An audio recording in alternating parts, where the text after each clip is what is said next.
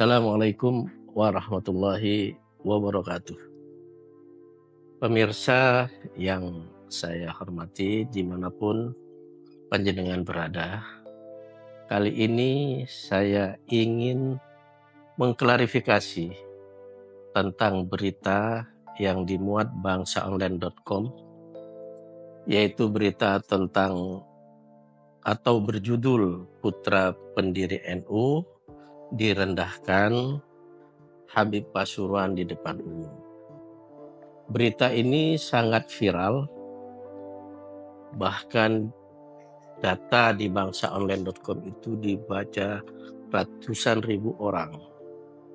Dan bahkan juga banyak yang kemudian menjadikan semacam konten video untuk menjelaskan tentang bagaimana peristiwa itu. Nah, saya sebagai penulis terutama tentang Profesor Dr. Kiai Haji Asep Saifuddin Halim, yang mohon maaf yang dalam berita itu direndahkan oleh seorang Habib Pasuruan saat mendapat undangan pengajian ke salah satu mantan pejabat di Probolinggo, yaitu acara hall.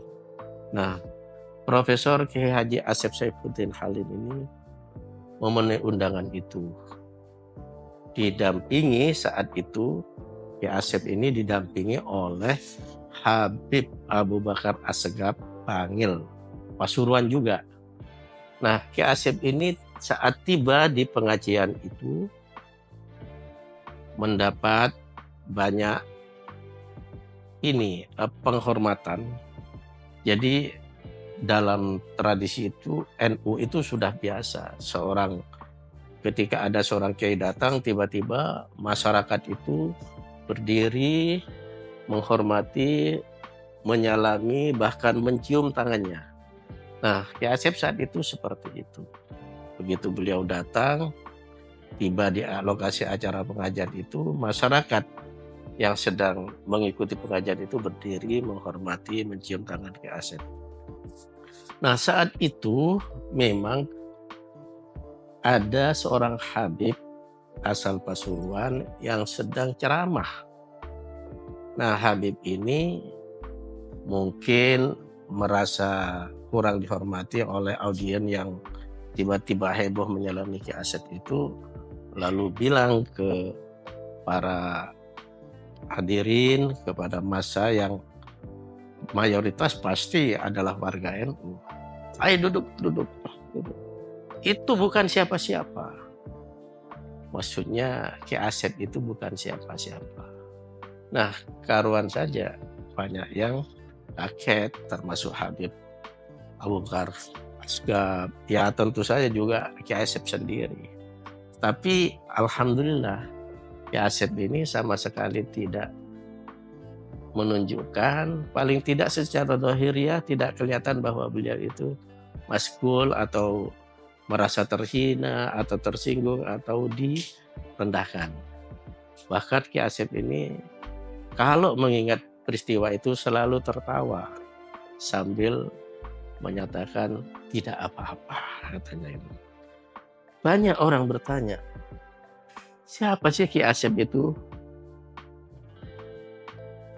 Apa benar serendah itu? Karena Habib yang lagi pidato itu, lagi berceramah itu bilang, itu bukan siapa-siapa. Bahkan kabarnya sampai sekarang memang Kiai Asep itu, memangnya Kiai Asep itu siapa? Gitu kan. Nah, saya jelaskan, kebetulan saya pernah menulis buku tentang Kiai Asep ini, sehingga sedikit banyak saya sering wawancara, bahkan bisa dilihat di YouTube, di Bangsa Online, itu tentang siapa Kiai Asep. Tapi yang paling penting, saya sudah banyak menulis tentang beliau dalam buku ini, yaitu catatan jurnalistik M. Adnan, yaitu tentang Kiai Asep, yang saya sebut Kiai Miliarder tapi dermawan. Kenapa saya sebut? atau saya kasih judul ini karena memang Ki Asep ini seorang kaya raya dan dermawan, dan tidak semua orang kaya itu dermawan. Karena itu saya kasih judul Kiai Miliarder tapi Dermawan. Sedermawan seperti apa? Nah, bisa lihat di buku ini. Tapi saya tidak dalam rangka mempromosikan buku ini, tapi dalam kesempatan ini saya ingin menjelaskan kedermawanan Ki Asep itu seperti apa. Beliau selalu menyiapkan uang ratusan juta untuk dibagi-bagikan kepada orang. Dalam berbagai problem sosial kayak pada COVID, itu Ki Asep membeli beras berton-ton, diberikan, kadang turun langsung, kadang ada tim tersendiri. Bahkan saya pernah beberapa kali ikut mendampingi beliau malam-malam membagikan ke UKM-UKM, ke orang-orang penjual kaki lima itu, pedagang kaki lima maksud saya, itu diberi beras, diberi uang, ada kalanya 50, ada kalanya 100, dan itu selalu. Bahkan tamu-tamu yang berkunjung ke Ki Asep itu biasanya dikasih sarung dan juga dikasih uang. Kalau Bapak Ibu sekalian kepingin lebih konkret, tiap Rabu di Siwalan Kerto, di dalam beliau, itu pasti antri ratusan orang. Ratusan orang, orang dari kalangan mohon maaf secara ekonomi lemah untuk antri. Dan Ki Asep selalu rutin memberi uang. Paling tidak 100 atau 50.000, tapi umumnya 100 ke orang-orang yang lagi antri itu. Belum lagi juga Ki Asep sering mendermakan tentang beras. Miliatan beliau itu. Itu yang pertama. Yang kedua, Ki Asep ini putra pendiri NU, atau paling tidak salah satu kiai pendiri NU, yaitu Kiai Haji Abdul Halim. Kiai Haji Abdul Halim ini dulu teman sekolah, teman belajar Kiai Haji Abdul Wahab Hasbullah ketika sama-sama di Makkah. Bahkan Ki Asep ini saat di Makkah itu merupakan anak muda yang sudah aktif di Syarikat Islam. Saat itu belum, Nahdlatul Ulama belum lahir, NU belum lahir, sehingga semua warga NU yang kemudian jadi warga NU itu menjadi anggota atau pengurus Syarikat Islam. Nah, Ki Asep ini saat umur 16 sudah menjadi kader Syarikat Islam. Ki Wahab Hasbullah juga seperti itu. Jadi kalau ditanya siapa Ki Asep ini adalah teman Ki Wahab Hasbullah yang kemudian menjadi anak buah juga atau santri juga secara tidak langsung dari Hadratis Syekh Hasyim Asy'ari, pendiri atau tokoh sentral pendiri Nahdlatul Ulama dan juga pesantren Tebireng, Jombang, Jawa Timur. Ki Asep inilah yang kemudian selalu menjadi sekretaris ketika Ki Wahab Hasbullah pulang ke tanah air, mendirikan Nahdlatul Wathon, Nahdlatul Tujar, dan seterusnya, termasuk Tasfirul Afkar di Surabaya. Selalu beliau. Itulah kenapa ketika mengkonsep surat untuk dikirim ke Raja Hijaz saat itu, Ki Abdul Halim inilah yang ikut mengonsep, bahkan mengantarkan surat kepada para kiai, undangan untuk rapat yang kemudian membentuk Komite Hijaz sebagai cikal bakal pendirinya Nahdlatul Ulama. Tapi yang lebih konkret lagi, para pemirsa bisa melihat di susunan pengurus PBNU periode pertama. Ki Abdul Halim ini tercatat sebagai wakil sekretaris atau khatib sani, naibul khatib. Kan susunannya Hadratus Syekh Ki Haji Muhammad Hasyim Asy'ari sebagai Rais Akbar Suriah PBNU. Kemudian khatib awalnya, kalau sekarang istilahnya khatib am, khatib awalnya itu adalah Kiai Abdul Wahab Hasbullah. Nah, naibul khatib atau Khatib Saninya ini Kiai Abdul Halim, yaitu abahnya Kiai Haji Asep Saifuddin Halim. Sementara ketua tanfidiyahnya saat itu yaitu Haji Hasan Gipu, sementara sekretarisnya yaitu M. Siddiq Sugeng Yudo Diwiryo. Nah, pengurus PBNU pertama, mereka inilah yang seringkali mendiskusikan satu hal. Tentu semua Hasan Gipu dan sebagainya itu hanya pelaksana, karena semua otoritas itu berada di tangan Hadratus Syekh Kiai Haji Hasyim Asy'ari. Mbah Wahab sendiri waktu mendirikan PBNU itu, maksud saya waktu punya gagasan untuk mendirikan NU itu selalu menyatakan tanpa restu Hadratus Syekh tidak bisa saya mendirikan NU, dan yang memimpin organisasi NU itu nanti adalah guru saya atau pimpinan saya, yaitu Hadratus Syekh Kiai Hasyim Asy'ari. Nah, karena itu Kiai Wahab tidak berani tampil sendiri sebagai pemimpin saat itu, karena memang ini organisasi para ulama. Betapa tawadhu, betapa rendah hatinya Kiai Wahab saat itu. Dan memang beliau sampai menunggu restu Hadratus Syekh Hasyim Asy'ari itu sampai sekitar 10 tahun. Hampir Kiai Wahab ini frustasi karena belum ada restu untuk pendirian Nahdlatul Ulama itu. Nah, dalam penantian restu dari Hadratus Syekh Hasyim Asy'ari itulah Kiai Wahab sempat mudoroso, sempat mengungkapkan keresahannya kepada Kiai Abdul Halim sebagai teman juniornya. Beliau menyampaikan, kalau guru saya Hadratus Syekh sampai pada periode tertentu tetap juga tidak mengizinkan, maka hanya ada dua yang bisa saya lakukan. Pertama, saya akan masuk SI jadi pengurus dan melakukan perombakan perbaikan dari dalam. Yang kedua, saya pulang kampung ke Jombang untuk mengurusi pondok lagi. Jadi restu Hadratus Syekh itu luar biasa. Nah, kegelisahan Kiai Wahab inilah yang kemudian ditangkap oleh Kiai Abdul Halim lalu disampaikan ke Hadratus Syekh. Praktis di sini Kiai Abdul Halim ini menjadi komunikator antara Hadratus Syekh dan Kiai Wahab Hasbullah.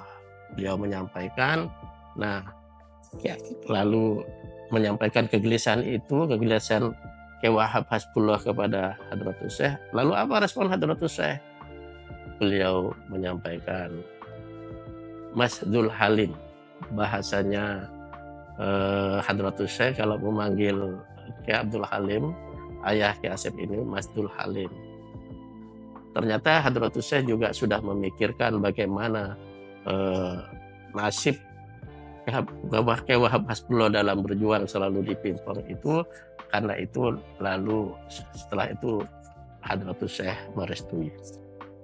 Jadi Kiai Abdul Halim ini selain pendiri NU juga pejuang kemerdekaan Republik Indonesia. Ya otomatis karena beliau selalu berkumpul dengan Hadratus Syekh, dengan Kiai Wahab Hasbullah yang semuanya itu para pejuang nasional.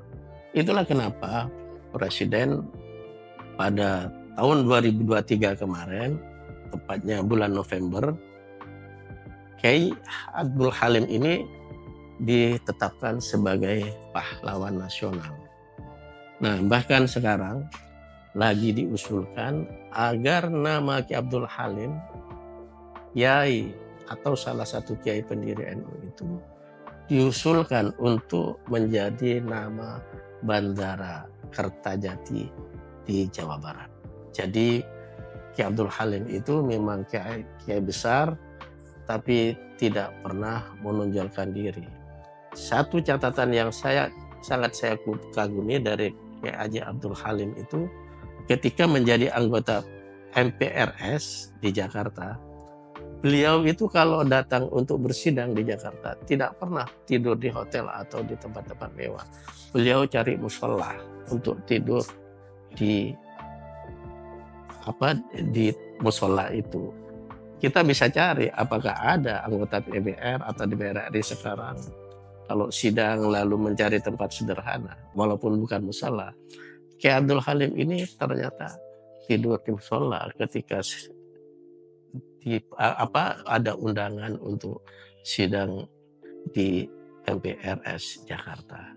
Jadi sekali lagi Kiai Abdul Halim yang kemudian memiliki putra Kiai Asep Abdul Halim ini memang keluarga sederhana. Karena itu Kiai Asep Saifuddin Halim walaupun sudah menjadi miliarder selalu penampilannya sangat sederhana, tetap merakyat, familiar, dan bahkan beliau banyak bersedekah, bahkan sangat gemar apalagi memberi sarung. Hampir semua orang diberi sarung kalau sowan atau silaturahim ke tempat beliau di Pondok Pesantren Amanatul Ummah. Itu yang kedua. Nah ini yang ketiga, tapi Kiai Asep ini walaupun putra pendiri Nahdlatul Ulama, beliau ini pernah melarat karena ditinggal oleh Kiai Abdul Halim ini saat kelas 2 SMA. Sehingga praktis Kiai Asep Saifuddin Halim ini berhenti dari sekolah. Saat itu sekolah di SMAN Sidoarjo. Karena beliau memang mondok di Sidoarjo saat itu. Kiai Abdul Halim ini asal Lewi Munding atau Cirebon. Kemudian di Lewi Munding, Majalengka, Jawa Barat, oleh abahnya dipondokkan ke sebuah pesantren di Sidoarjo sambil sekolah. Begitu kelas 2, Kiai Abdul Halim ternyata wafat sehingga Kiai Asep Saifuddin Halim ini tidak punya orang yang atau keluarganya banyak tapi tidak bisa membiayai sekolahnya sehingga praktis beliau meninggalkan sekolah itu atau drop out. Nah, beliau terlunta-lunta, melarat, bahkan untuk mau kuliah saja itu harus mencari uang dengan cara menjadi kuli bangunan. Nah, beliau kemudian menjadi guru, tapi beliau dalam kondisi melarat, bahkan beliau menyampaikan kepada saya bahwa jangankan rumah, tempat kos aja nggak punya. Beliau waktu punya istri pun masih dalam kondisi melarat, berada di Siwalan, Surabaya. Tapi hebatnya beliau itu walaupun kondisi melarat tidak pernah mau, mohon maaf, mengkapitalisasi nasabnya, tidak pernah mengungkapkan bahwa saya ini pendiri NU, apalagi buat proposal misalnya, menyatakan bahwa saya pendiri NU, tidak pernah. Beliau sembunyikan betul karena beliau sama sekali tidak pede katanya. Saya tidak pede Pak Masud katanya karena apalagi memang bukan karakter beliau membangga-banggakan nasab. Beliau itu selalu punya visi dan orientasi yaitu berprestasi atau kalau dalam istilah sekarang achievement oriented, berorientasi pada prestasi. Karena itu beliau melakukan perjuangan dari bawah, tidak mengenal lelah sampai berhasil.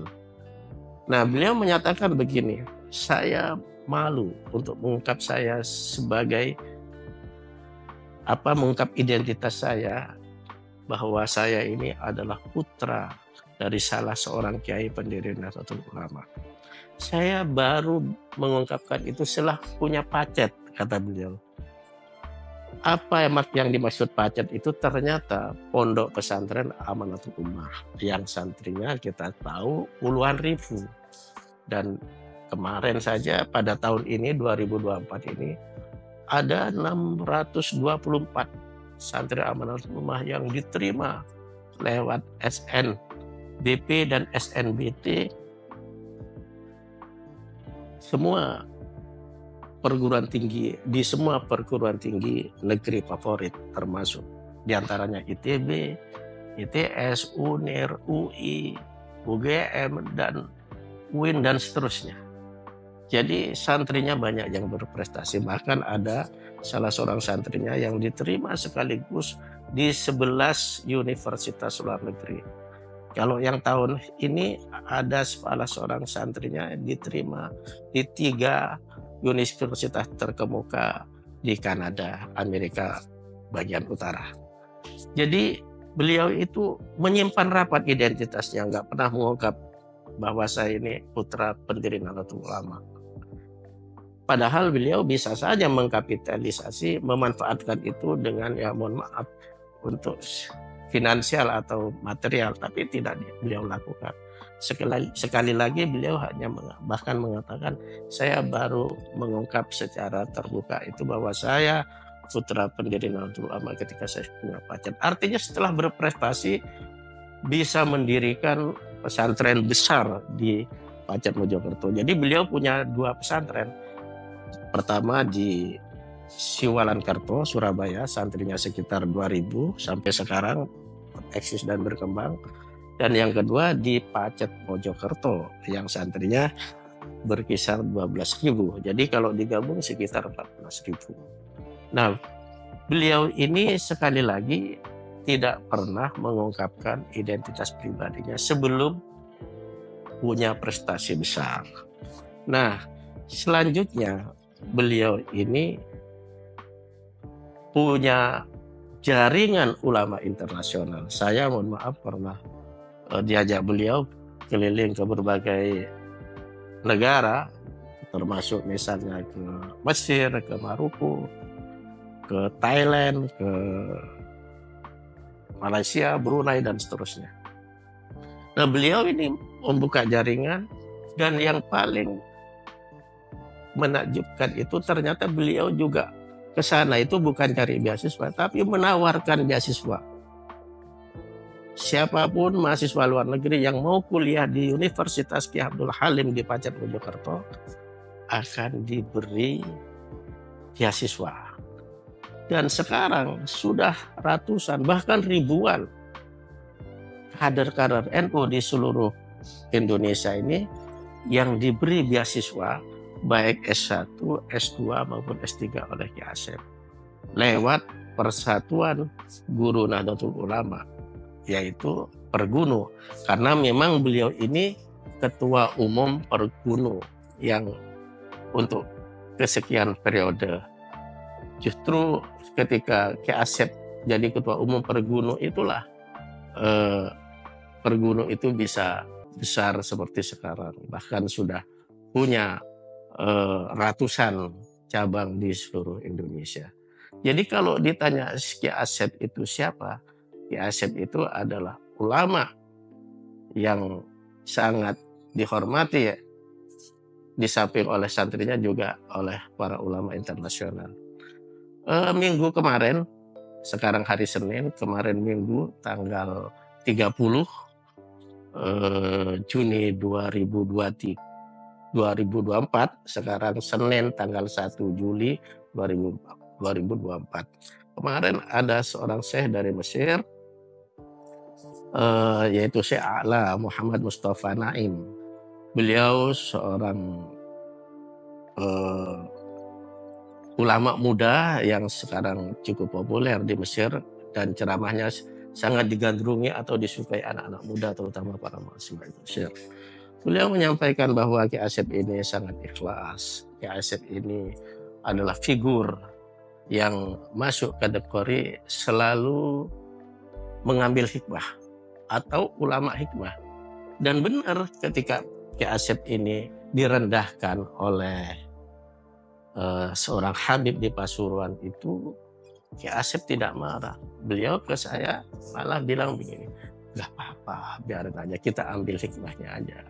Siapa tahu dengan peristiwa ini orang-orang yang sombong, termasuk orang yang di Pasuruan itu, bisa hilang kesombongannya, tidak merendahkan orang lain. Nah, Syekh A'la ini adalah santri Kiai Haji Syekh Abdul Bais di Alexandria. Ki Asep pernah silaturahim ke Kiai Abdul Bais ini. Saya kira para ulama internasional tahulah siapa Kiai Abdul Bais.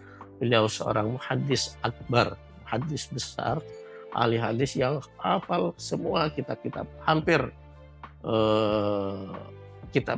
hampir semua kitab-kitab hadis termasuk Sahih Bukhari, Sahih Muslim dan seterusnya. Nah, beliau ini sangat menghormati Ki Asep dan Ki Asep merasa berguru pada kepada Syekh Abdul Bais di Alexandria itu. Jadi pemirsa yang saya hormati, itulah sosok Ki Asep, dan Ki Asep ini selain memang ulama, tokoh NU, juga ketua umum Pergunu, punya pesantren besar dan sangat dihormati oleh ulama-ulama internasional. Dan yang paling penting lagi, Ki Asep ini selalu mengambil hikmah dari setiap peristiwa. Karena itu tidak pernah beliau maskul, bahkan beliau selalu husnudzon kepada siapapun. Saya kira itu para pemirsa yang bisa saya sampaikan.